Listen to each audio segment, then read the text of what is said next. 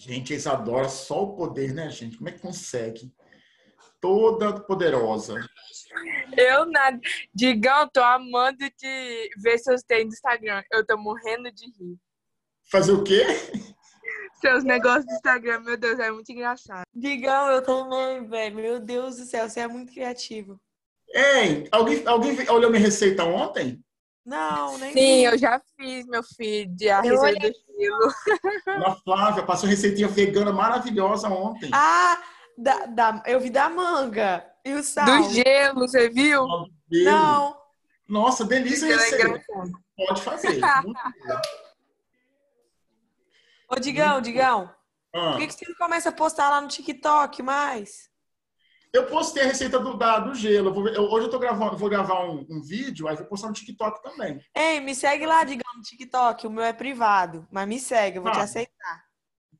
tá. Na hora que eu terminar a aula aqui, eu vou procurar. Olha aqui, é Fafá, underline, da, underline, tocha. Aí você me Ah, não, segue lá. fácil. Fácil achar. Digão. Oi, quem tá falando, gente? É meu irmão, Digão. Ah, João.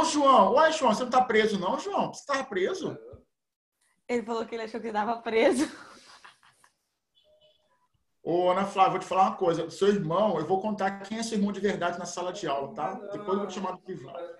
Tá bom. Seu irmão não é. Ai, ai. Pessoal, alguém tá com dificuldade de entrar ou não? Então, tinha 20 pessoas, só tem 14 agora. Espera aí que eu vou perguntar ao Danilo. Uai, gente. O da Babi, o da Camila, o da Bianca não tá indo.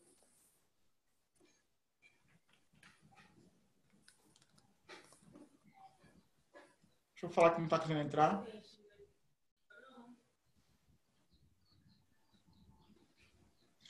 Três, 6, 9, 12.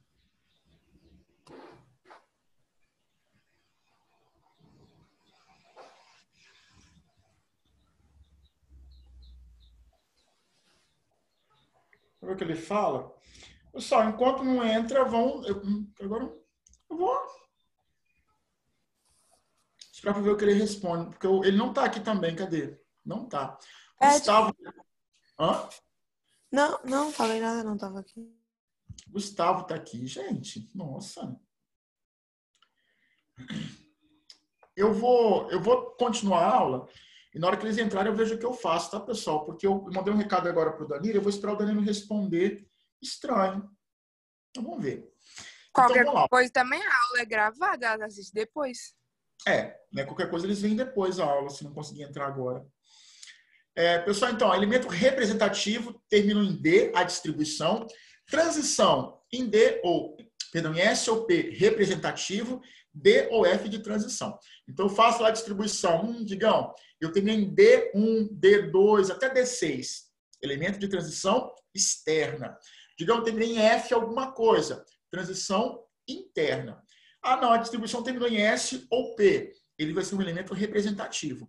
Então, nós esperamos sempre que, por exemplo, quando eu faço uma distribuição do alumínio, ele vai terminar em S ou P. Mas por que S ou P? Como é que você sabe? Porque ele é um elemento representativo. Ah, não, eu vou fazer a distribuição do magnésio, do cálcio. Tem que terminar em S ou P, né? Eu sei que já terminei em S porque eu conheço eles. Por quê? Porque cálcio e magnésio são elementos representativos. Se eu pensar em cobalto, se eu pensar em ferro, ouro, prata, mercúrio, são de transição. Então, obrigatoriamente, a distribuição termina em D ou F. No caso deles, termina em D. Tá? Então, a gente vai saber o que ele é com base no final da sua distribuição. Então, é usar o diagrama de Pauli, bem tranquilo. Vamos encontrar elementos classificados com base na sua propriedade. Então, eu vou ter elementos metálicos, não metálicos, os gases nobres e o hidrogênio. E sim, o hidrogênio ele representa um grupo separado na tabela periódica. Por quê? Ele não é metal, ele não é não metal, ele não é gás nobre. O que ele é? Hidrogênio. É importante lembrar que ele é um elemento muito atípico. Por que atípico? Em algumas reações, ele se comporta como metal. Em outras reações, como a metal. Então, fica difícil definir o que ele é. Então, ele foi colocado em separado. É um elemento químico que fica à parte, na tabela periódica. Vocês vão notar que ele fica até assim de uma outra cor, fica suspenso, porque ele é um grupo em separado, tá? Todo elemento que é metálico, geralmente ele é sólido, né, em condições ambientes, exceto o mercúrio, claro. Ele vai ser bom condutor de corrente elétrica, ele vai ter maleabilidade, você consegue moldar com facilidade. Eu posso transformar em placa os metais, então dá para fazer placa de zinco, dá para fazer placa de ouro, placa de ferro. Então, poder fazer placa do material é falar que ele é maleável. Então, tudo que é maleável, eu posso pegar e transformar em placa. Ele é dúctil, dá para fazer fio dos metais. Então, você vai ter fio de cobre, de ouro, de prata, fio de zinco. Agora, digamos, e um não metal? Não metal, pessoal, não dá para fazer placa. Não tem como fazer placa de oxigênio. Não dá para fazer placa de enxofre, placa de cloro. Não tem como. Então, não metal não é maleável. Não dá para fazer placa deles. Não metal não é dúctil. Não dá para fazer fio de um não metal. Então, eu quero fazer fio de oxigênio. Não tem como. Eu quero fazer fio de boro. Não tem como fazer fio de boro. Então, não metal não é nem maleável e nem dúctil. Não dá para fazer nem placa deles e nem fio, né? Geralmente, eles são péssimos condutores de corrente elétrica ou são isolantes elétricos. Tem exceção à regra? Claro que tem. Eu vou lembrar que, por exemplo, o carbono puro, ele consegue conduzir corrente elétrica. Se você aquece o carbono puro, ele se torna condutor de corrente elétrica. Tanto é que as primeiras lâmpadas, elas eram feitas com filamento de carbono, depois que trocou para tungstênio, e hoje a gente vai usar gás ali dentro. Mas, inicialmente, nós usávamos para lâmpada incandescente o filamento de carbono, e não o filamento metálico hoje. Oi? Não tem não tem o carbono não consegue ser organizado de várias formas diferentes? Pode, ele tem os alótropos. Isso. Tem um alótropo que é criado em laboratório que ele é um condutor elétrico super eficiente. Sim. O nome. Existem os chamados nanotubos, ô Murilo. Hoje em dia tem até uma engenharia voltada para isso. Tem uma engenharia voltada para isso. Na PUC do Rio e na UFRJ, eu acho que na USP também tem. Engenharia de nanotecnologia, que trabalha com essa tecnologia de nanotubos e outros materiais nanométricos. Então, eu consigo reorganizar, no caso, o carbono, de forma que ele se torne um bom condutor, muito usado em circuitos elétricos. Não só isso, Murilo, mas, por exemplo, o carbono, como ele vai ter as suas várias formas alotrópicas, dá para fazer, por exemplo, como é que negócio de avião carapaço de avião, não, gente. Aquela parte externa do avião. Então, dá para fazer aquela parte externa do avião ou de algumas naves espaciais com base em carbono também, dá para montar. Porque a parte dura ou a parte mole? Pois é, a parte mais dura. A parte mais resistente. É carapaça, né? Carapaça, capa, sei lá. Não sei não. Aquela parte de fora do avião. Então, assim, dá para fazer por quê? A gente pega o carbono, manipula a sua organização molecular para ele ter um formato que dê a ele boa resistência mecânica, que ele seja um bom condutor, por exemplo. O carbono ele vai ser bem, como é que eu vou dizer? Bem plural nesse comportamento, porque ele vai ter seus vários alótropos com várias propriedades. Tá, Murilo? Então, sim, é possível, sim. Até mesmo, igual eu falei para vocês, se eu for tentar usar um grafite puro como filamento de lâmpada incandescente, funciona. Por quê? Grafite aquecido, ele é um bom condutor de corrente elétrica, aquecido. Grafite frio, não, tá?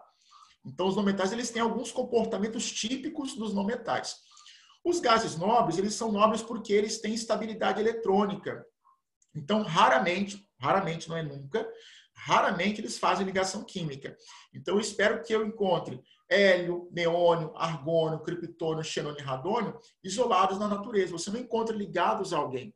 Você encontra o átomo sozinho ou isolado. Mas, digamos, eu vi numa prova da Imescan, eu vi numa prova do IME ou do ITA, que o xenônio faz ligação química. O pessoal pode fazer sim. Em algumas condições especiais, eu posso forçar o xenônio a reagir com o oxigênio, eu posso forçar o xenônio a reagir com o flúor. Então, é possível sim. Não é uma reação muito comum, mas é uma reação que pode acontecer, né, entre o xenônio e o oxigênio, e o xenônio e o flúor, por exemplo. Mas, geralmente, Gás nobre tem estabilidade natural. Não tem por que se ligar a ninguém. Ô, Digão, você falou o quê do gás nobre? Geralmente, ele não faz ligação química. Eles têm estabilidade eletrônica. Eles são estáveis. Então, se você encontrar, por exemplo, ô Ana Flávia, hélio, eu vou encontrar o hélio sozinho. Ah, se eu encontrar o neônio sozinho, argônio sozinho. Tem até um clipe sobre gases nobres, elementos químicos. Eu vou mandar para vocês, por exemplo. São um desenho animado e um clipezinho bem legal sobre essa questão de comportamento de gases nobres e outros elementos. Mas um gás nobre ele é estável, tranquilo. Vai se ligar a alguém? Não. Vai reagir com alguém? Não. Né? Só em condições especiais, mas no geral ele não reage, não se liga, vai ficar ali, ó, isolado. O seu isolamento dá a ele esse título de gás nobre. Agora, metal é reativo, não metal é reativo no geral também, hidrogênio também é reativo, só que o hidrogênio é muito atípico, né? Ele pode doar elétron, ele pode receber elétron, ele pode compartilhar. Então, como ele vai ser um elemento muito atípico, ele vai estar num grupo separado, tá? Então, em termos de comportamento, eu vou lembrar que eu vou encontrar metais, não metais, gases nobres e hidrogênio, que são as possibilidades de comportamento, tá? Então, eu posso classificar os elementos com respeito à distribuição eletrônica, com respeito à propriedade ou com respeito à posição em relação ao urânio. Então, por exemplo, uma outra forma de você dizer assim, o que é o elemento químico é chamá-lo de transurânico ou cisurânico. Quem são os elementos cisurânicos? Todo elemento químico natural. Aí eu coloquei aí, ó, elementos naturais antes do urânio. Pessoal, porque todo elemento natural ele é antes do urânio. Eu não conheço ainda, nós não conhecemos ainda, um elemento químico natural que vem depois do urânio. Não tem, tá? Não tem assim, conhecido pelo homem, claro. Então, na natureza, eu só conheço elemento químico natural antes do urânio. E todos eles são cisurânicos. Então, se eu pensar em qualquer elemento químico natural, ele é chamado de cisurânico sempre. Os transurânicos são os artificiais que vêm depois do urânio. Então, quando eu penso em elemento que vem depois do urânio, ele vai ser um elemento chamado de transurânico. Então, cisurânico vem antes do urânio, transurânico após o urânio. Cisurânicos são naturais. Digão, peraí, você falou que o tecnécio é artificial. Ele é cisurânico? Não. Cisurânico é natural, não artificial. Ah, você falou que o promécio, ele é artificial. É cisurânico? Não. Cisurânico é natural. E vem, claro, antes do urânio. Ô, Digão. Os transurânicos vêm após o urânio. Oi? Então, o tecnécio, ele não tem nenhuma classificação nesse? Não, nessa ordem não. Por quê? Porque ele vem antes do urânio, mas ele é artificial. Entendeu? Então, quando eu faço... Ele vai entrar como elemento radioativo, por exemplo. Tá? Agora, assim, é cisurânico, é transurânico. Não. Cisurânico é natural. Logo, vem antes do urânio. Transurânico, ele vem após o urânio, na verdade. E os radioativos, pessoal, aqui eu vou colocar até uma observação. O livro, ele traz essa classe, ele fala assim, ó, elementos que aparecem do bismuto para frente. Sim, do bismuto para frente, todo mundo é artificial.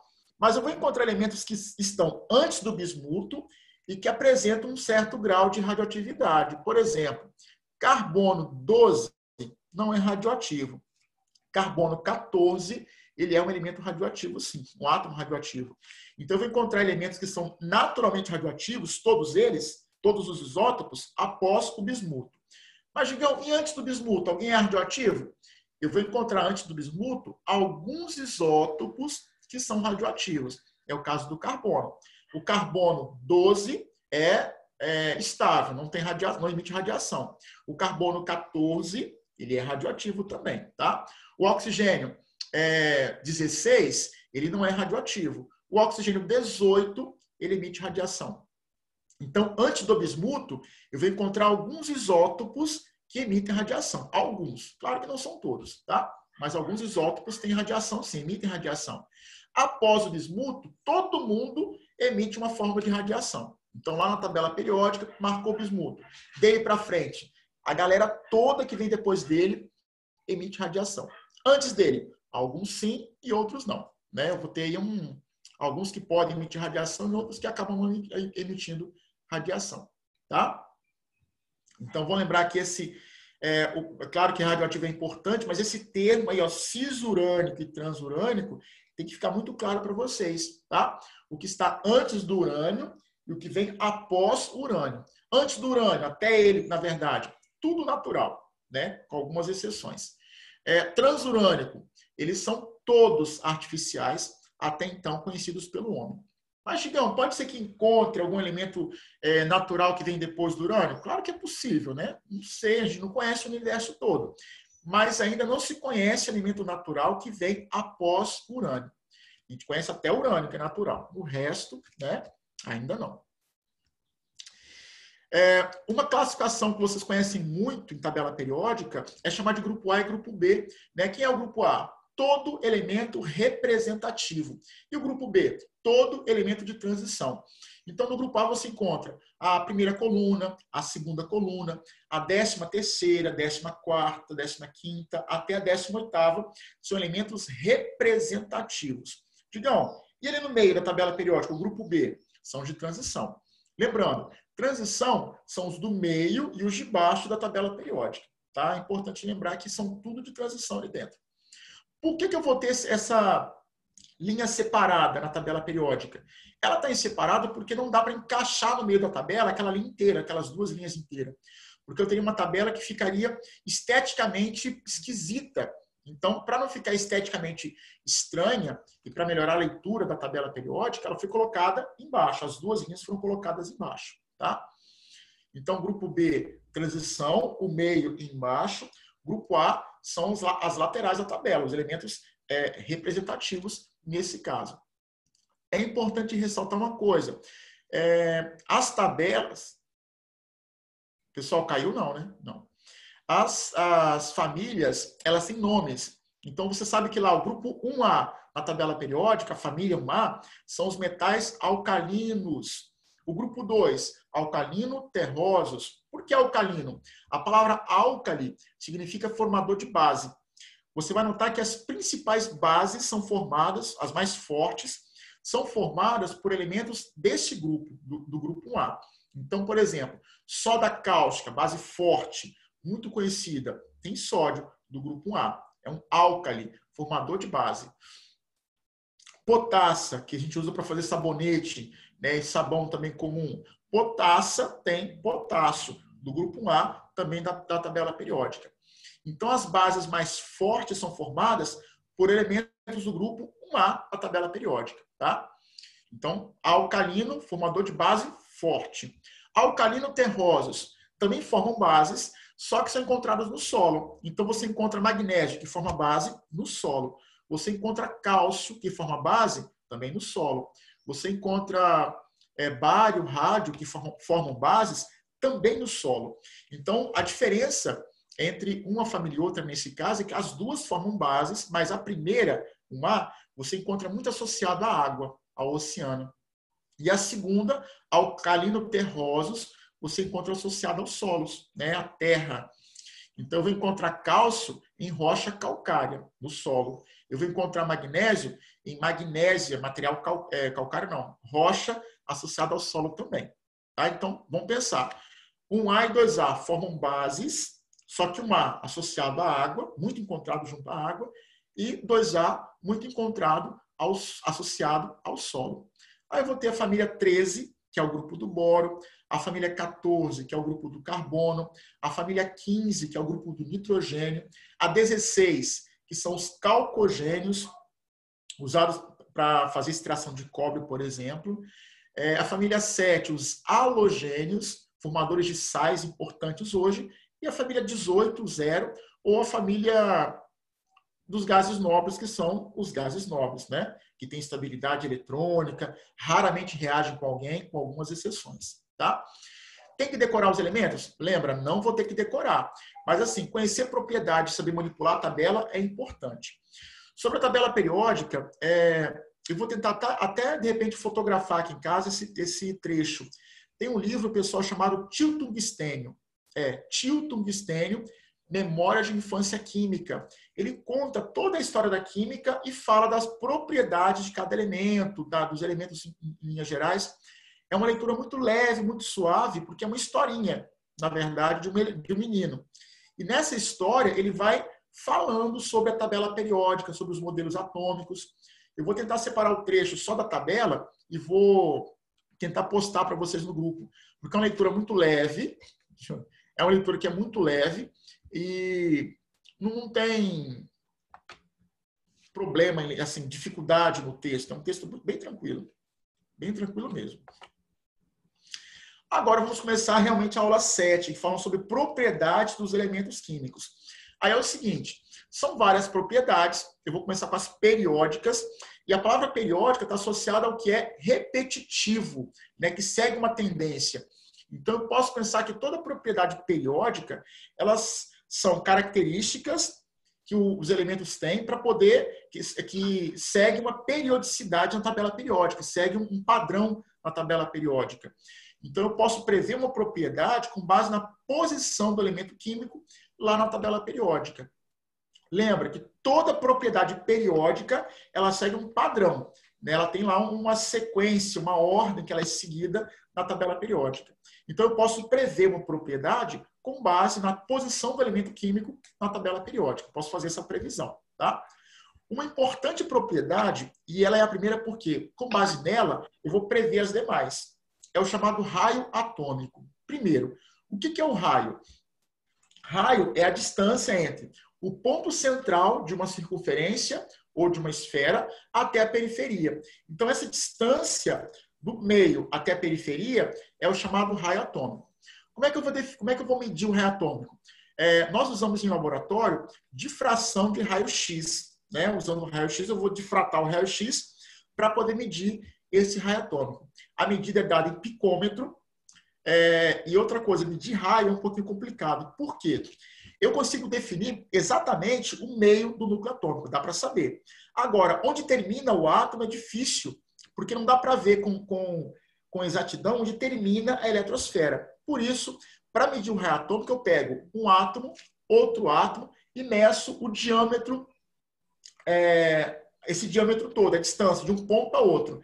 Na figura aqui, vocês podem ver que é medida a distância entre o núcleo de um átomo e o outro núcleo do átomo.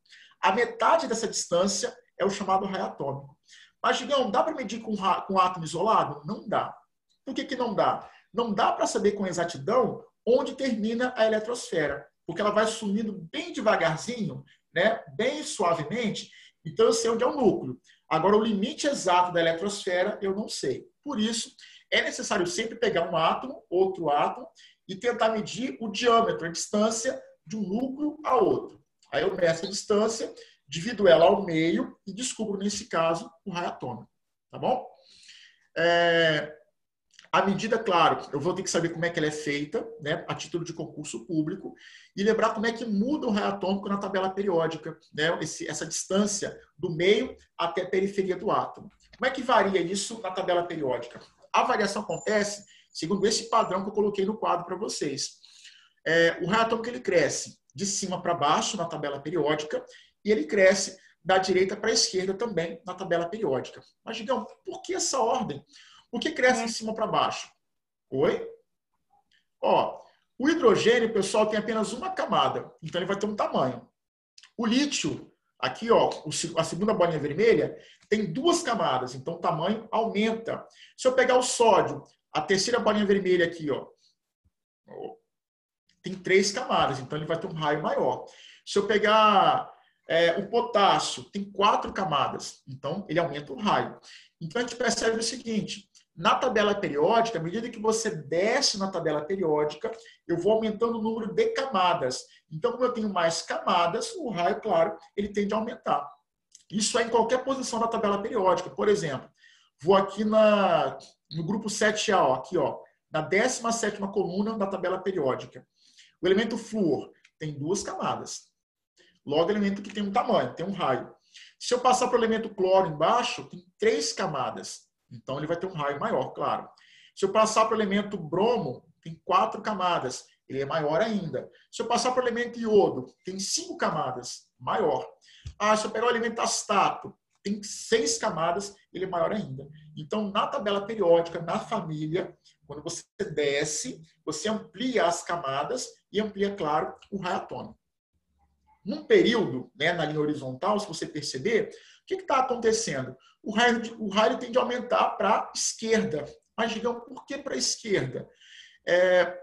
Vamos pegar, por exemplo, aqui ó, os 3 últimos. Tá? Vou pegar aqui o frâncio, vou pegar aqui o rádio e vou pegar esse outro elemento químico. Lembrando que ele é artificial, tá, pessoal? Então, nessa sequenciazinha aqui, ó, eu vou notar que esse elemento em verde, ele vai ter um número atômico. Esse tem um número atômico menor ainda. E esse, um menor número atômico. Ué, Digão, e aí? Quanto menor o número atômico de um elemento, maior é o raio atômico. Porque quem puxa os elétrons para o meio é o núcleo. Né? São os prótons, na verdade. Então, se eu tenho poucos prótons em relação a um outro átomo, eu vou ter um raio maior. Ah, não, eu tenho muitos prótons. O raio tende a diminuir. Se você comparar, por exemplo, o elemento berílio e o elemento lítio, aqui ó, em vermelho e laranja, comparem. O berílio tem duas camadas, perdão, o lítio tem também 2 camadas. O mesmo número de camadas, então o tamanho é igual? Não é igual. O berílio tem 4 elétrons, o lítio tem 3 elétrons. Então, quem tem menos elétrons, perdão, tem 4 prótons e 3 prótons. Então, quem tem menos prótons puxa menos a eletrosfera. Se ele puxa menos, a eletrosfera fica maior, fica grande. Peraí, o berílio tem mais prótons, ele puxa mais a eletrosfera. Isso causa uma redução do tamanho do átomo. Digamos, o boro tem mais prótons, isso reduz ainda mais o número de o raio. Digamos, o próximo, o carbono tem mais prótons, diminui ainda mais o raio atômico. Então, num período, quem tem mais prótons é menor. Quem tem menos prótons é maior, é o inverso, tá? É importante, pessoal, saber definir o que é raio nesse caso e lembrar da sequência de crescimento. Por quê? Com base no raio, eu vou definir as outras propriedades que são possíveis aqui dentro, tá? Importante, durante uma reação química, podem ser formados cátions, ânions, elementos que ficam de forma isoeletrônica. Isso vai influenciar, claro, o raio atômico. Lógico que, quando o elemento perde elétron, ele fica menor. Se ele perde elétron, ele perde camada, uma parte dela. E a tendência é reduzir o raio atômico. Então, sempre, quando eu comparo um cátion com seu átomo neutro, o cátion ele é menor em relação ao átomo neutro. Isso sempre, isso não tenho dúvida disso. Vou comparar o elemento sódio, ó, ele é cátion, perdeu elétron, perdão, e o sódio enquanto átomo neutro. Como o sódio perdeu elétron, o Na+, se ele perde elétron, ele fica menor. Mas menor por quê, Digão? Perde elétron, perde uma parte da camada ou a camada inteira. Se ele perder uma parte da camada ou a camada inteira, a tendência é ficar menor. Fato. Se eu comparar esse sódio, o Na+, com o sódio neutro, eu vou notar que o nosso sódio neutro tem 3 camadas. O nosso sódio cátion só tem 2 camadas. Digão, cadê a terceira camada? Ele perdeu durante uma reação química. Então, sempre, o átomo na forma de cátion, ele é menor. Menor por quê? Porque perdeu elétron, perdeu camada ou uma parte dela. Então, fica menor realmente. Isso causa uma redução no raio atômico. Enquanto o cátion é menor, porque perdeu elétron, o ânion é maior em relação ao seu átomo neutro. Por quê? Se ele ganha elétron, ele amplia a sua camada mais externa. Se ele amplia a camada mais externa, ele fica maior. Fato. Quando eu comparo o cloreto com o elemento cloro neutro, eu vou notar que o cloreto ele é maior em relação ao seu átomo neutro. Por que ele vai ser maior? Lembra, ele ganhou elétron, ele inclui o elétron na sua última camada. Isso ajuda a expandir a última camada. Como ela expande, fica maior, o raio também aumenta. Então, lembra, quando eu comparo um átomo neutro com o seu cátion, o cátion é menor, porque perdeu elétron, perdeu camada. Quando eu comparo o ânion com o seu átomo neutro, o ânion é maior, porque ganha elétron e se expande a sua camada e o torna, né, o deixa com maior raio atômico. Uma dúvida de alguns é com respeito aos átomos que são isoeletrônicos. Primeiro, iso, igual. Eletrônico, mesmo número de elétrons, juntando a palavrinha aí, né? Para saber quem vai ser menor ou maior, nesse caso, eu vou levar em conta a carga nuclear efetiva. Vamos comparar, por exemplo? Vou levar em conta o alumínio, o magnésio e o neônio. Pessoal, o alumínio aqui, ele está com apenas 2 camadas. O magnésio, ele está com apenas 2 camadas. E o neônio, ele está com apenas 2 camadas também. Se eu for contar o número de elétrons, o alumínio tem 10 elétrons, o magnésio aqui está com 10 elétrons e o neônio aqui, claro, ele tem 10 elétrons. Digam, os 3 eles têm 10 elétrons e os 3 têm 2 camadas. E o raio vai ser o mesmo? Não. Quando eu comparo os 3 átomos, aquele que tem menos prótons, ele vai ser maior. Mas por que maior? Porque ele puxa menos os elétrons para o meio ou para o centro. Então aqui o nosso neônio ele é maior. O raio dele vai ser maior. Porque ele está com 10 elétrons e puxa os elétrons com uma certa intensidade. O magnésio também tem 10 elétrons, só que com 12 prótons. Olha o número atômico dele. Com 12 prótons, ele puxa com mais intensidade os seus elétrons. Isso causa uma redução do raio atômico. O magnésio, com 13 prótons, ele puxa ainda mais os elétrons para a região central. Isso causa uma redução mais intensa para o meio do átomo, né? Uma redução mais intensa do raio atômico. Então, quando eu comparo átomos que são isoeletrônicos, sempre o átomo de maior número de prótons é o menor de todos. O que tem menor número de prótons é o maior nesse caso. Tá? Uma importante propriedade, aí eu vou levar em conta o raio atômico, é a chamada energia ou potencial de ionização. Ela representa a energia que eu vou usar para poder tirar elétron de um átomo qualquer. Lembrando, para eu tirar elétron de alguém, eu vou ter que trocar. Eu forneço energia e pego o elétron. Digam, dá para eu tirar o elétron sem fornecer energia? Não tem como. Então, obrigatoriamente, eu vou ter que fornecer energia para esse átomo e ele vai me dar elétron em troca, em função disso. Essa reação, para poder medir o potencial de ionização, ela vai ser feita com um átomo isolado na forma gasosa, para poder medir essa energia, né? Vou pegar o sódio como exemplo. Eu quero tirar um elétron do sódio. Então, lá na forma gasosa, no átomo isolado, eu forneço energia para o átomo de sódio, ele vai me dar o elétron, né, em troca da energia. A energia que eu forneci é a energia de ionização ou potencial de ionização, que nesse caso vale 496 kJ por mol. Tá? Tirar um elétron é fácil. Tirar 2 é um pouco mais complicado. Tirar 3, mais difícil ainda. Tirar 4, muito mais difícil. Mas digam, por que é mais difícil? Quanto mais próximo o elétron se encontra do núcleo, mais difícil é tirar esse elétron. Então, eu quero tirar um elétron só do sódio, eu vou gastar uma energia. Se eu for tirar o segundo elétron, eu vou gastar mais energia. Por quê? Porque o próximo elétron se encontra mais próximo ao núcleo. Vou tirar o terceiro elétron, eu vou gastar ainda mais energia. Por quê? Porque o terceiro elétron se encontra mais próximo ao núcleo ainda. Então, notem, tirar elétron de átomo que é pequeno é mais difícil. Tirar elétron de um átomo que é grande é mais fácil, muito mais fácil. Por que isso é mais fácil? Nos átomos grandes, o elétron se encontra mais distanciado do núcleo. Então, arrancar o elétron é muito mais fácil, muito mais tranquilo. Agora, de um átomo pequeno, arrancar elétron dá muito trabalho. Professor, oi?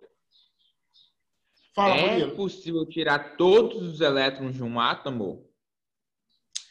Pois é. Em teoria, você quer saber na prática? Não. E depende do átomo, sabia, Murilo? Por exemplo, hidrogênio.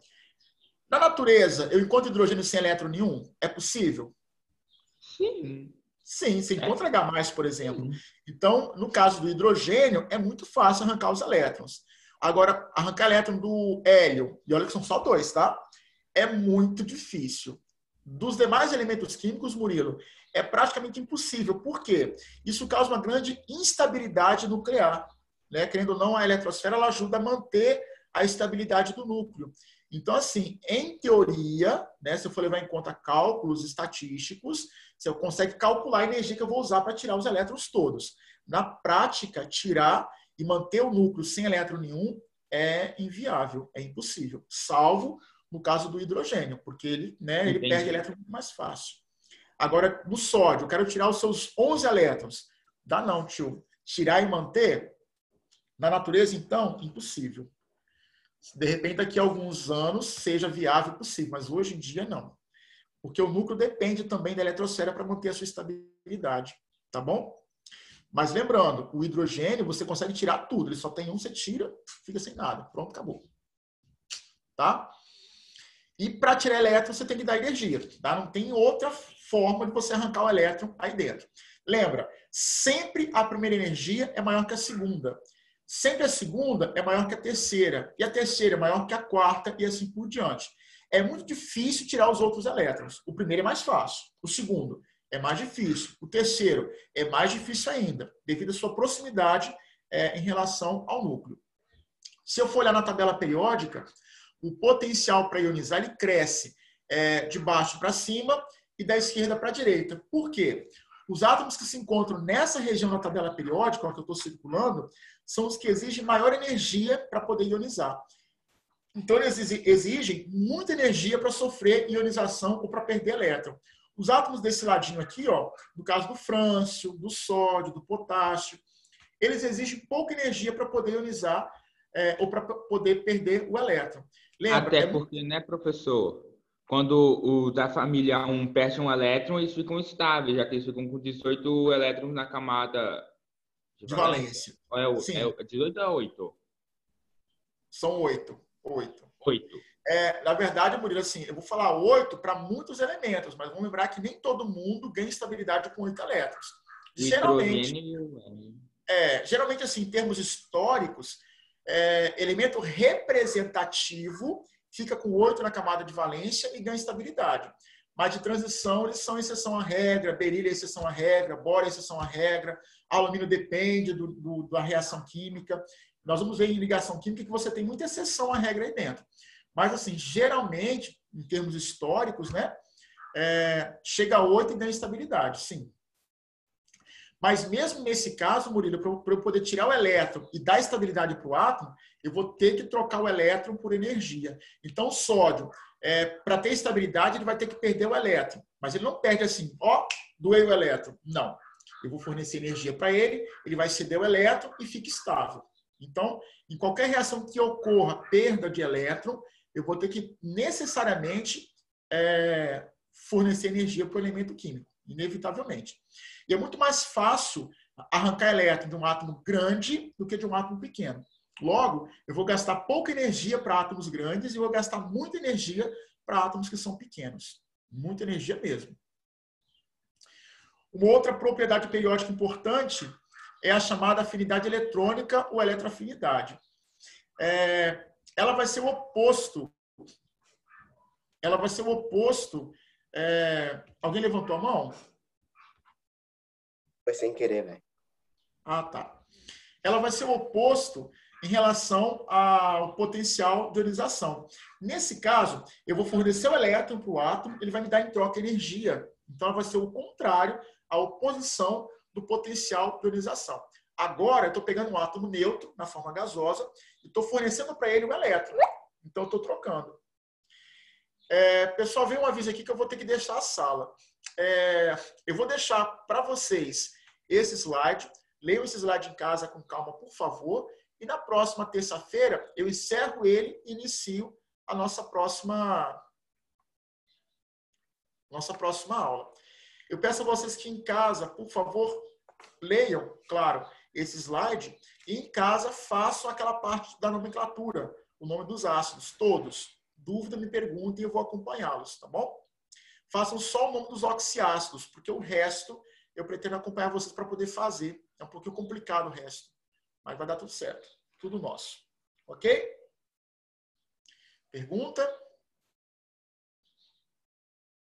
Quem é Flores, gente? Felipe, aluno novo, cara. Desculpa, amigo. Mas por que Flores, amigo? Sobrenome. Ah, tá. Não, é porque eu conheço vocês por nome, entendeu? Então, assim, quando eu vi Flores, eu não lembrei do sobrenome. Perdão. Pessoal, obrigado pela aula de hoje. Leia o meu slide, por favor. Faça parte da nomenclatura. E até terça-feira que vem, tá? Dúvida é só me procurar. Beijo. Beijo, ó. Tchauzinho. Cadê? Fafá da Tocha. Trata de olhar minha receita lá, hein? Tchauzinho pra vocês.